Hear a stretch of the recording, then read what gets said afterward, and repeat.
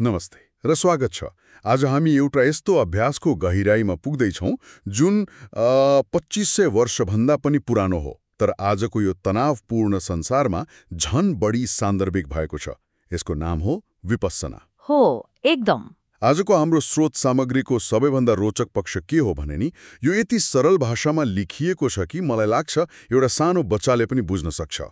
हो नि, कुनै ठूलो दर्शन वा सिद्धान्त भन्दा पनि एउटा व्यावहारिक गाइड जस्तो। ठ्याक्कै।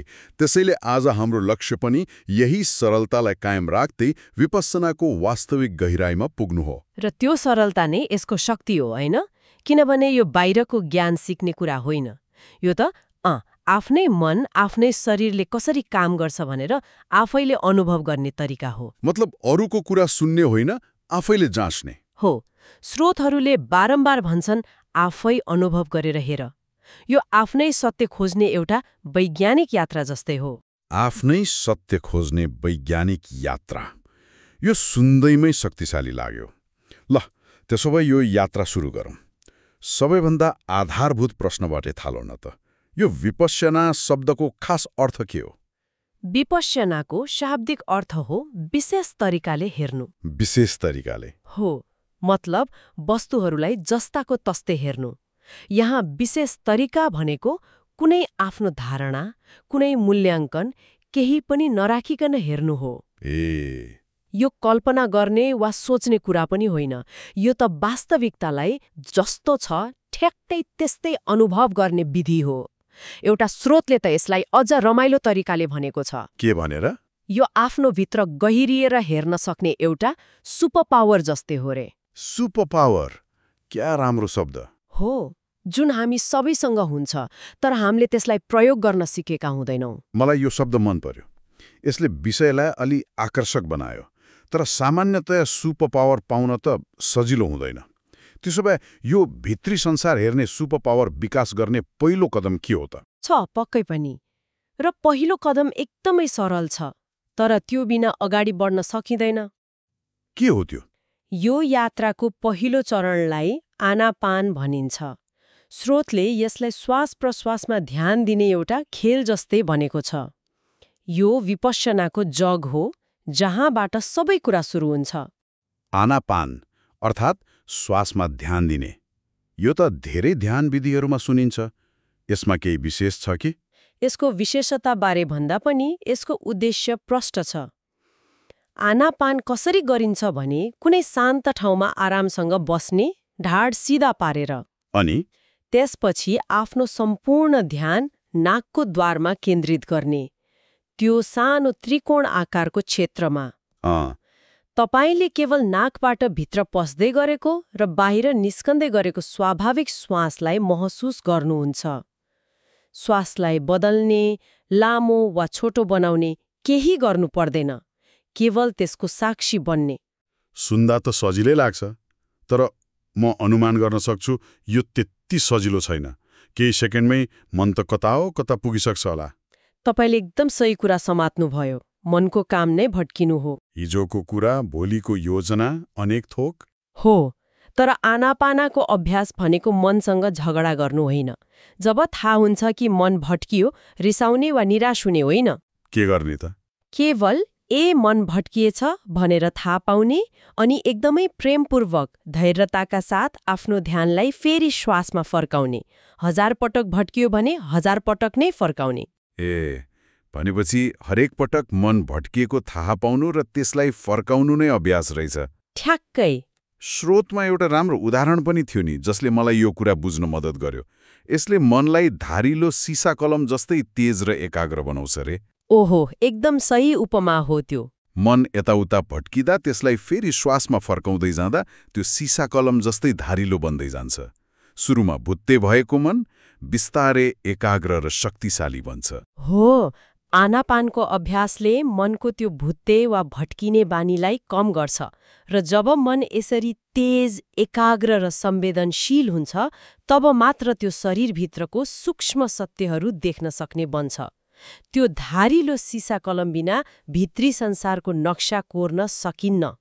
ठिक छ, अब मेरो मन सिसा कलम जस्तै धारिलो र एकाग्र भयो मानौ। यो शक्तिशाली औजार अब तयार छ। अब के हुन्छ? यो तेज मन लिएर कहाँ जाने? हो, यहाँबाटै विपश्यनाको वास्तविक अभ्यास सुरु हुन्छ। त्यो धारिलो र एकाग्र मन लिएर तपाईँ शरीरभित्रको एउटा शान्त यात्रामा निस्कनुहुन्छ। अब तपाईँले आफ्नो ध्यानलाई बिस्तारै व्यवस्थित तरिकाले शरीरको हरेक अङ्गमा लैजानुहुन्छ। कसरी?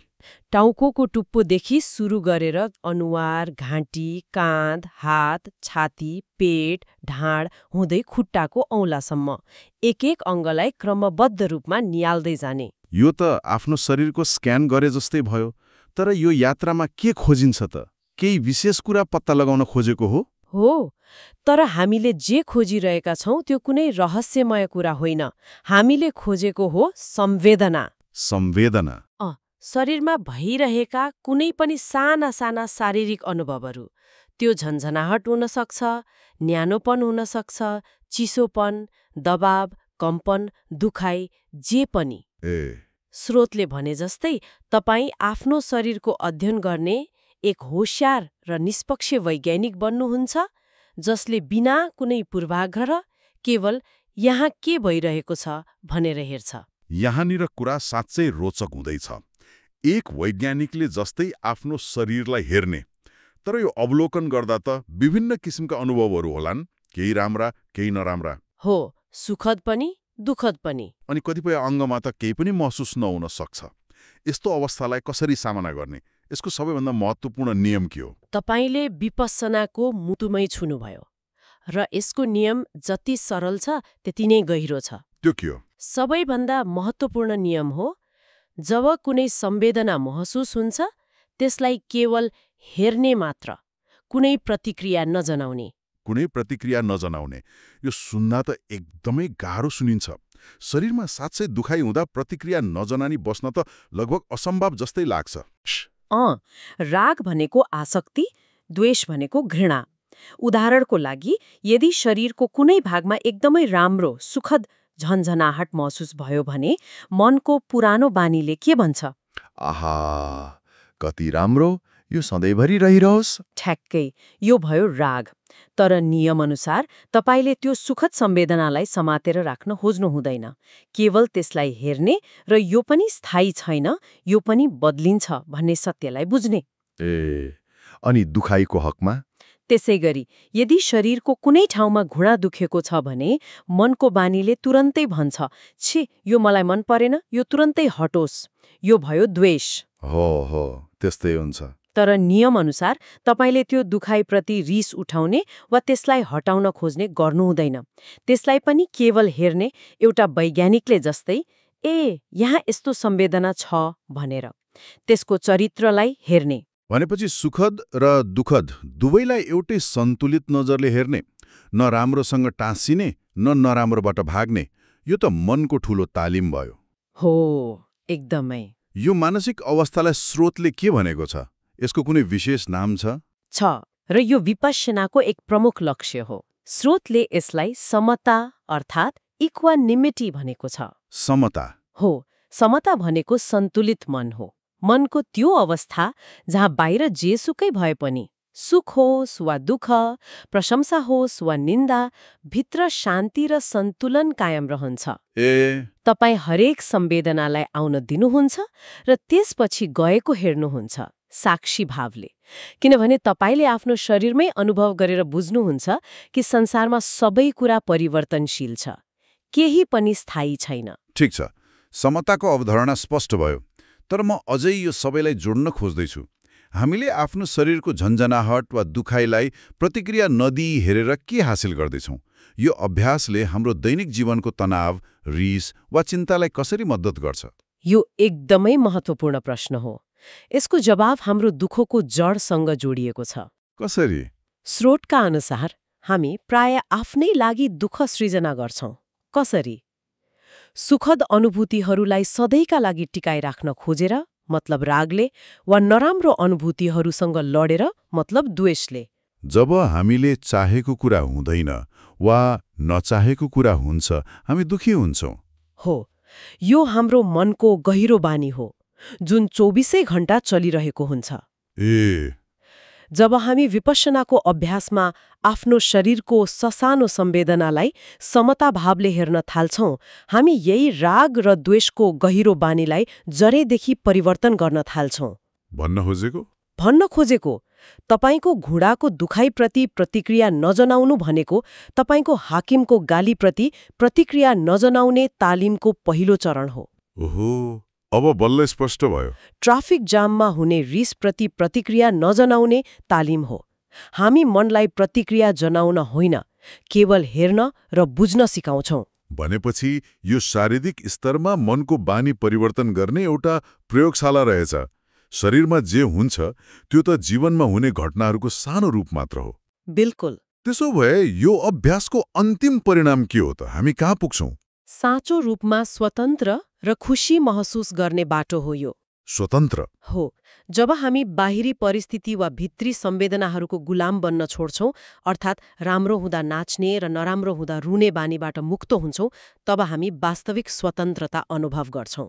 त्यो खुशी बाहिरी कुरामा निर्भर हुँदैन। त्यो भित्रबाटै आउँछ।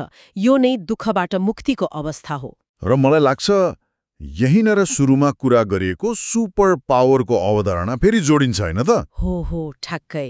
जब यो अभ्यास हरेक दिन गरिन्छ, यसले जीवनका कठिन परिस्थितिहरूको सामना सन्तुलन र शान्तिका साथ गर्न सक्ने त्यो विशेष शक्ति दिन्छ। समस्याहरू त आउँछन्, तर त्यसले मनको शान्ति खोज्न सक्दैन। बिल्कुल। त्यो सुपर पावर भनेको कुनै जादु होइन, तर निरन्तर अभ्यासबाट विकास भएको समता र प्रज्ञा हो। जीवनमा जस्तोसुकै आँधी बेहेरी आओस्, तपाईको मनको दियो निभ्दैन, तपाईँ शान्त रहन सक्नुहुन्छ। यो सबै सुन्दा त निकै प्रेरणादायी छ, तर अभ्यासमा बस्दा पक्कै पनि चुनौतीहरू आउँछन् होला? त्यो त आउँछन् नि। स्रोतहरूले अभ्यासमा आउने सामान्य बाधाहरू, जस्तै निद्रा लाग्नु वा मन धेरै भट्किनु, र त्यसलाई कसरी समाधान गर्ने भनेर केही बताएका छन् कि? अवश्य बताएका छन्, र यो अत्यन्तै व्यावहारिक पक्ष हो। मुख्यतया केही सामान्य चुनौतीहरूको कुरा गर्छन्। पहिलो हो अत्यधिक निद्रा लाग्नु। त्यो त मलाई पनि हुन्छ होला। ध्यान गर्दा मन शान्त हुँदै जाँदा निद्रा लाग्नु स्वाभाविक हो। यस्तो बेला केही गहिरो श्वास दिन सकिन्छ, तर मुख्य कुरा निद्राप्रति पनि द्वेष नराख्ने। मलाई किन निद्रा लाग्यो भनेर रिस गर्नुको सट्टा निद्राको संवेदनालाई पनि हेर्ने प्रयास गर्ने। अनि दोस्रो चुनौती, जुन सायद सबैभन्दा सामान्य होला, मनको अत्यधिक भट्काई। बाँदर मन। कहिलेकाहीँ त मन यति अशान्त हुन्छ कि 1 सेकेन्ड पनि श्वासमा टिक्दैन। यस्तो बेला के गर्ने? यस्तो बेला धैर्यता नै सबैभन्दा ठूलो हतियार हो। स्रोतले भन्छ, मन भट्कियो भनेर थाहा पाउनु नै साधनाको सफलता हो। हो र? हो। त्यो क्षणमा तपाईँ सचेत हुनुभयो। त्यसैले निराश हुनुको सट्टा आफूलाई धन्यवाद दिने र फेरि ध्यानलाई श्वासमा फर्काउने। अनि शारीरिक दुखाइ नै लामो समय बस्दा खुट्टा झमझमाउने वा ढाड दुख्ने हुन सक्छ। यहाँ पनि त्यही समताको नियम लागू हुन्छ। दुखाइलाई दुश्मनको रूपमा नहेर्ने, त्यसलाई निहाल्ने। कहाँ दुखेको छ, कस्तो प्रकारको दुखाइ हो, के यो स्थिर छ वा परिवर्तन भइरहेको छ? त्यसरी हेर्दा के हुन्छ? जब तपाईँ यसरी हेर्नुहुन्छ, दुखाइको शक्ति आधा घट्छ। तर यदि दुखाइ असह्य छ भने आफ्नो बसाइको आसन परिवर्तन गर्न सकिन्छ, तर त्यो पनि होसपूर्वक सचेत भएर। आजको छलफल साँच्चै नै सरल तर गहिरो रह्यो। हो, विषय नै त्यस्तै छ। यसको सार खिच्नु पर्दा विपश्यना भनेको आफ्नो मनलाई श्वासको माध्यमबाट धारिलो बनाउने, र त्यो धारिलो मनले आफ्नो शरीरभित्रका संवेदनाहरूलाई, चाहे ती सुखद हुन् वा दुःखद, कुनै प्रतिक्रिया नजनाई केवल साक्षी भावले समतापूर्वक हेर्ने अभ्यास हो। एकदम सही। र यो हेराइले नै हामीलाई दुखी हुने हाम्रो गहिरो बानीबाट मुक्त गराउँछ।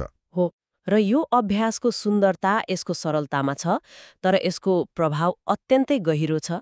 यो कुनै धर्म वा सम्प्रदाय होइन, यो मनको व्यायाम हो, एउटा कला हो। र यो लामो यात्रा केवल एउटा शान्तपूर्वक हेरिएको श्वासबाट सुरु हुन्छ। र म श्रोतालाई सोच्नको लागि एउटा अन्तिम विचार छोड्न चाहन्छु। श्रोतको अन्तिम वाक्यले भन्छ, तपाईको यात्रा केवल शान्तपूर्वक हेरिएको एउटा श्वासबाट सुरु हुन्छ। कति सुन्दर वाक्य। हामी दिनभरि हजारौं पटक श्वास फर्छौं, तर सायदै एकपटक पनि त्यसलाई होसपूर्वक हेर्छौँ। यदि हाम्रो जीवनभरको बानी नै सुख खोज्ने र दुःखबाट भाग्ने अर्थात् दुःख सृजना गर्ने हो भने के एउटा मात्र होसपूर्वक हेरिएको श्वासले त्यो बानी तोड्ने पहिलो सानो तर शक्तिशाली कदम हुन सक्छ?